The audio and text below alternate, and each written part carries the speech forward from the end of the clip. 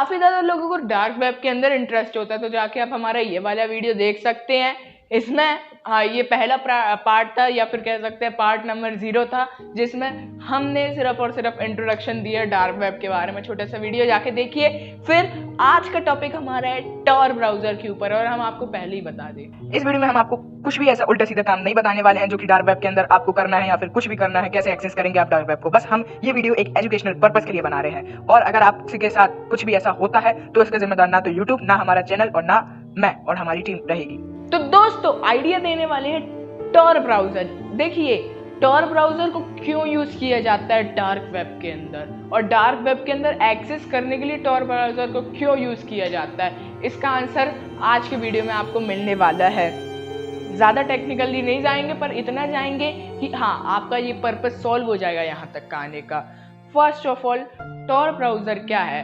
एक प्राइवेसी बना के रखता है। टॉर ब्राउजर के अंदर जैसे आपको कोई जीमेल साइन इन नहीं करना पड़ता, या फिर जीमेल कुछ डालना नहीं पड़ता, या फिर अपना नाम डालना पड़ता हो, जिसकी मदद से अगर आपका कोई ब्राउजर हैक भी कर लेता है तो आपकी जो इन्फॉर्मेशन है, प्राइवेसी इन्फॉर्मेशन है, प्राइवेसी है, जो भी आपका डेटा है वो लीक नहीं होता है टॉर ब्राउजर के अंदर। और अगर आप सोचें कि टॉर ब्राउजर का क्या ऐसे ही सिंपली यूज़ करना ठीक है, तो नहीं, बिल्कुल नहीं। क्योंकि टॉर ब्राउजर के अंदर आप जाते हैं तो आप अपनी प्राइवेसी डालेंगे, ड्राइव खोलेंगे, उसमें जाके अकाउंट साइन इन करेंगे, और गलती से किसी हैकर को पता चला, क्योंकि वहाँ पे टॉर ब्राउजर को उल्टे तरीके से बनाया गया है। इसके लिए आप गूगल और अदर जैसे ब्राउजर यूज कर सकते हैं ब्राउजिंग करने के लिए। टॉर ब्राउजर का मकसद ये था, पहले जब इसको बनाया गया था तो इसको यूएस आर्मी के लिए बनाया गया था, जिससे कि आपस में कन्वर्सेशन हो सके और बहुत सारी इंफॉर्मेशन, मीडिया हो गई, इमेज, वीडियो और ऑडियो, ये 3 चीज़ें आपस में हम कन्वर्सेशन में कर सके, कन्वर्सेशन के तौर पे कर सके। तो इसकी वजह से टॉर ब्राउजर को बनाया गया था, और कोई पर्पज़ नहीं था। पर बाद में जब धीरे धीरे इसमें कुछ आने का लगा, और धीरे धीरे जब इसमें हैकर का आया और कुछ एक्टिविटीज़ होने लगी, कुछ गलत वेबसाइटें, और ये लीक होने लगी, कह सकते हैं आप, ये जो लीक होने लगा ना पूरी इंफॉर्मेशन, तो इसको छोड़ दिया गया। और हुआ ये कि जो ब्राउज़र चलते हैं उनके एक पर्टिकुलर सर्वर रहते हैं, मतलब जो चीज़ें चलती हैं इस वर्ल्ड में एक पर्टिकुलर सर्वर रहता है। सर्वर क्या है? एक ऐसी जगह जहाँ पे हर वेबसाइट का डेटा स्टोर है, कि अगर कोई यूज़र उसको एक्सेस करना चाहेगा तो वो पहले सर्वर तक रिक्वेस्ट जाएगी, और सर्वर में रिक्वेस्ट जाने के बाद उस तक वो वेबसाइट का पेज ओपन हो जाएगा। ओके, ऐसे सर्वर में स्टोर होता है। पर यहाँ पर कोई मेन सर्वर नहीं रहता, कोई सिंगल सर्वर नहीं रहता टॉर ब्राउजर के अंदर। इसके अंदर हर जो हैकर है, अब ये लोग अपने आप में एक कम्युनिकेशन बिल्ड करके रखते हैं। इस कम्युनिकेशन में होता क्या है कि हैकर आपस में बातचीत कर पाते हैं और वेबसाइट जा पाते हैं। पर कैसे? अगर उस वेबसाइट को कोई पकड़ लिए तो उन सब वेबसाइटों के लिए, अच्छा जैसे आप तक एक लिंक भी आती होगी कि इसकी ऐसी है, ये वेबसाइट यहाँ की है, हैकरों की है, जाके देखिए ऐसा ऐसा, तो आप जाते होंगे तो एरर दिखा देता होगा कभी कभार, और बहुत ही कम लिंक ऐसी वायरल होती है। तो क्या रियलिटी में वहां पे थी? नहीं थी। वहां पे वेबसाइट एक्सेस नहीं करती है। क्यों नहीं करती है वेबसाइट एक्सेस? क्यों? क्योंकि वो जो इंफॉर्मेशन थी उसको तो सीक्रेट रखना था, वरना वो डार्क वेब में क्यों बनाती अपनी वेबसाइट? सीधी सी बात, अगर कोई बात सीक्रेट होगी तो इसलिए उसको डार्क वेब में बनाया गया होगा, ताकि जो काबिलियत लोग हैं या फिर जो इंफॉर्मेटिव लोग हैं सिर्फ उन्हीं को अंदर जाने को मिल पाए। ओके ना? ऐसा ही है कि अगर आप साइंटिस्ट लैब में जाए, कोई बड़ी सी लैब में जाए, तो वहाँ पे आपको एंट्री नहीं मिलेगी। क्यों? क्योंकि आपके पास स्किल ही नहीं है, तो फिर आपका क्या काम है वहाँ पर? तो ऐसे ही लोग जाते हैं वहाँ पे, स्किल्ड पर्सन उसको एक्सेस कर पाएंगे। अगर वो वायरल हो जाएगी, वहाँ से वेबसाइट हट के कहीं और चली जाएगी, सीधी सी बात, और ज़्यादा कोई एक्सेस कर ही नहीं पाएगा।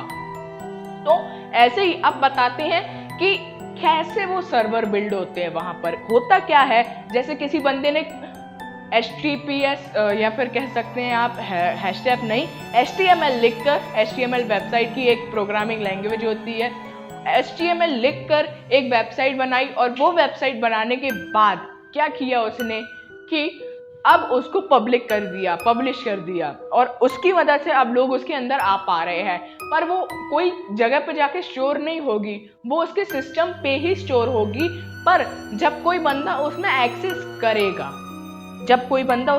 करेगा, तो क्या होगा कि वो उसके सिस्टम से एक्सेस होगा। उसका सिस्टम रखा होगा, उसी के अंदर वेबसाइट है, और कोई बंदा आएगा तो वहां पर एक्सेस करेगा।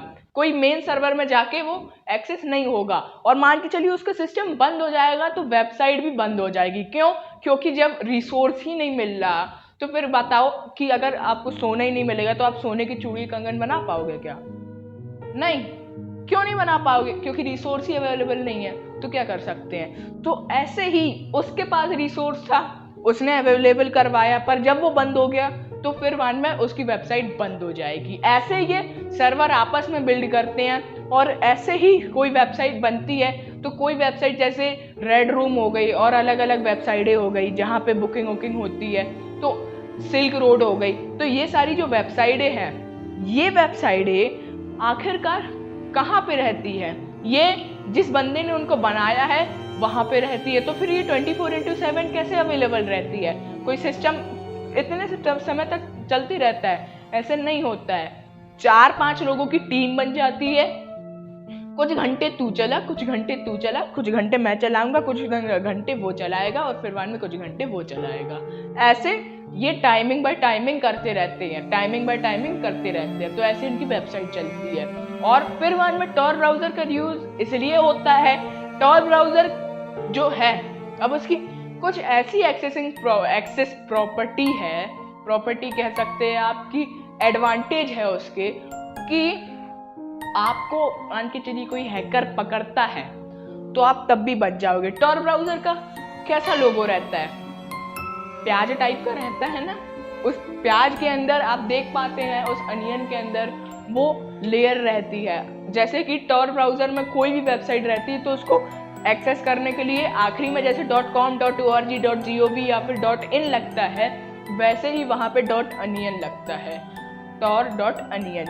ऐसे वो एक्सेस हो पाती है। और उस वेबसाइट के अंदर क्या होता है कि वहां तक कैसे जाते हैं? तो देखिए, जितने यूजर ऑनलाइन रहेंगे डार्क वेब के अंदर, अब टॉर ब्राउजर के अंदर जैसे लेयर बनाई गई है, तो उसका एग्जांपल देखिए क्या होता है। यहाँ पे आईपी की लेयर बन जाती है। अब कोई हैकर आपको पकड़ने की कोशिश करेगा, तो जैसे कि आप इस इमेज में देख पाते हैं, ये बंदा कैसे एक्सेस कर रहा है, पहले दूसरे यूजर से जुड़ा, फिर दूसरे यूजर से तीसरे, चौथे, पांचवे, छठवे, ऐसे फिर वहां में जाके जो मेन सर्विस है वहां पे जुड़ा। तो क्या होगा, अगर सर्विस उसको पकड़ना चाहेगी, या फिर FBI उसको पकड़ना चाहेगी, या फिर बीच में कोई हैकर उसको पकड़ना चाहेगा, तो वो उतनी देर में निकल जाएगा। कैसे निकल जाएगा? क्यों? क्योंकि उसका आईपी एड्रेस चेंज होगा। आईपी एड्रेस जब उसका चेंज होते जाएगा तो वो उसको रियलिटी में एक्सेस नहीं कर पाएगा। वो लगेगा कि A वाला था, B वाला था, C वाला था, या फिर D वाला था। ऐसे आईपी की लेयर बन जाती है। तो जब तक वो सामने वाला इस आईपी से दूसरे आईपी में जंप मारता है, तब तक 7-8 आईपी की लेयर और बन जाती है, जस्ट लाइक यूनिवर्स की तरह। ऐसे ही तो जब ये आईपी की लेयर बन जाती है तो आप ज्यादातर सेफ हो जाते हो। तो दोस्तों, सिर्फ और सिर्फ टॉर ही ब्राउजर एक अकेला वे नहीं है डार्क वेब को एक्सेस करने का। और भी बहुत सारे वेब हैं जहां से आप एक्सेस कर पाते हो उस वेब को, उसकी मदद से। पर सबसे पॉपुलर कौन सा है? Tor browser. इसलिए आज के टाइम पे हमने टॉर ब्राउजर का ही एग्जाम्पल उठाया। ओके, तो ये था आज की डार्क सीरीज का सेकेंड एपिसोड। कैसा लगा आपको वीडियो? कमेंट बॉक्स में जरूर बताइएगा, लाइक करके मोटिवेट जरूर कीजिएगा। तब तक के लिए tata, see you in the next video.